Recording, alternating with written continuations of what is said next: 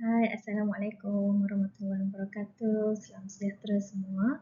Welcome to my video on PEF 3123 Financial Accounting 5. In this topic, we will be discussing about revenue recognition issues.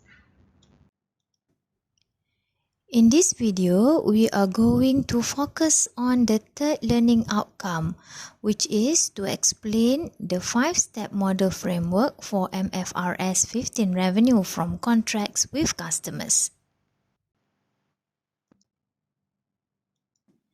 The core principle of MFRS 15 is that an entity recognizes revenue to show the transfer of promised goods or services to customers in an amount that reflects the consideration to which the entity expects to be entitled in exchange for those goods or services, that is, at the transaction price.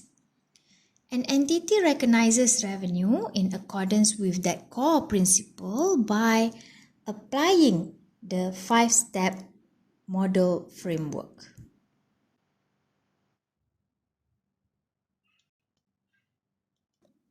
Alright, now let's have a look at each step in this framework in more detail.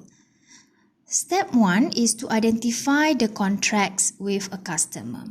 Okay, so the question is, what is a contract? A contract is an agreement between two or more parties that creates enforceable rights and obligations. The requirements of MFRS apply to each contract that has been agreed upon with a customer and meets specified criteria. Okay, so you can refer to the detail of the discussion on the definition of contract in the standard. In some cases, MFRS 15 requires an entity to combine contracts and to account for them as one contract if they are entered into at or near the same time. MFRS 15 also provides requirements for the accounting for contract modifications when the need to do so arise and both parties agree to a change in the scope and or price of the contracts.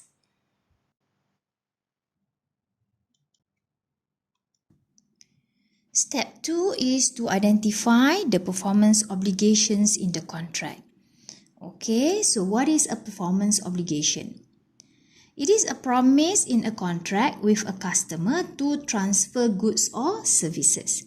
If those goods or services are distinct, meaning that they are different, the promises are performance obligations and accounted for separately. The concept of performance obligation is the cornerstone of the MFRS 5-step framework model. So it must be determined accurately. So I cannot emphasize this enough.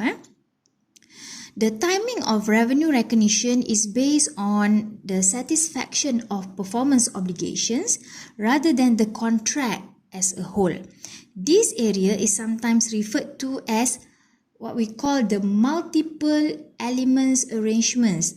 So this is the term that I have mentioned before. A topic that is lacking in guidance under previous accounting standards in Malaysia or internationally. For example, the calculation of revenue attributable to free or discounted mobile phones delivered by telecommunication companies as part of an airtime or data package will change.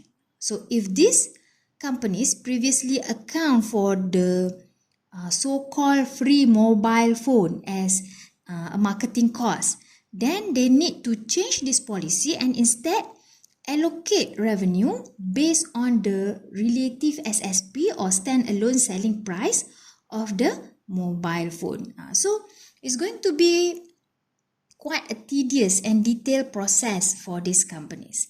In addition to this example, MFRS also include specific guidance on some contract elements such as if you have warranties or if you have customer loyalty scheme.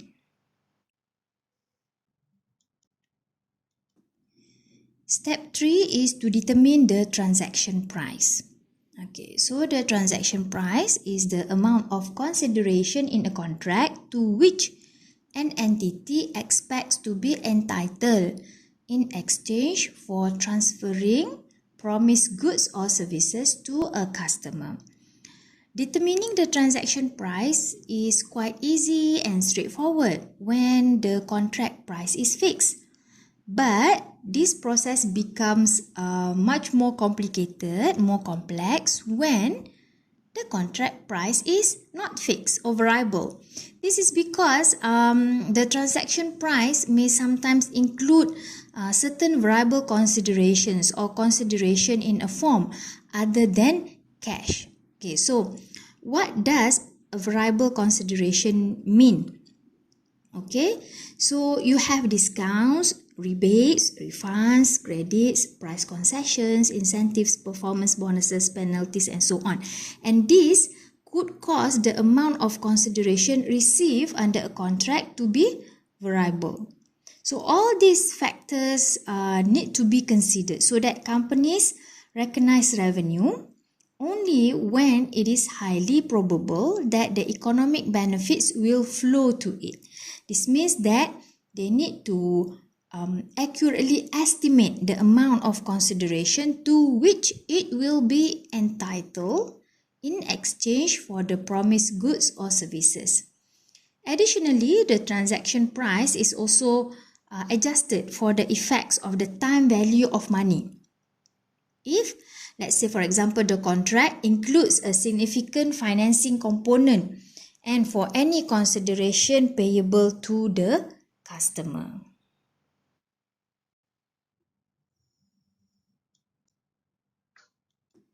Step 4 is to allocate the transaction price to the performance obligations in the contract.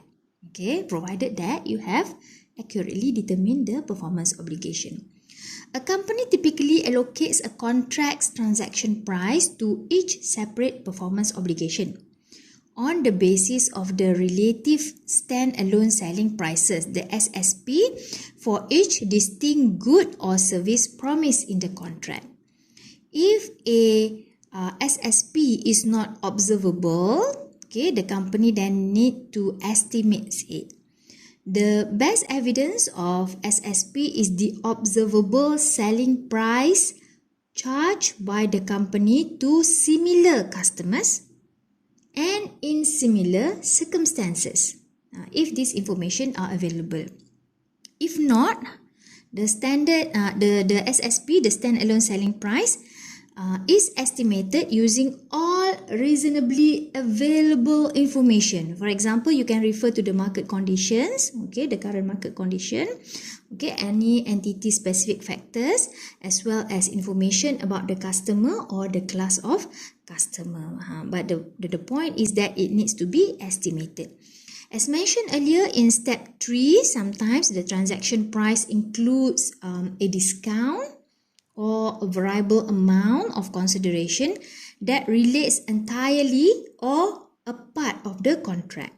So the requirements in MFRS also specify when the company should allocate that discount or that variable consideration to one or more but not all performance obligation or distinct goods or services in the contract.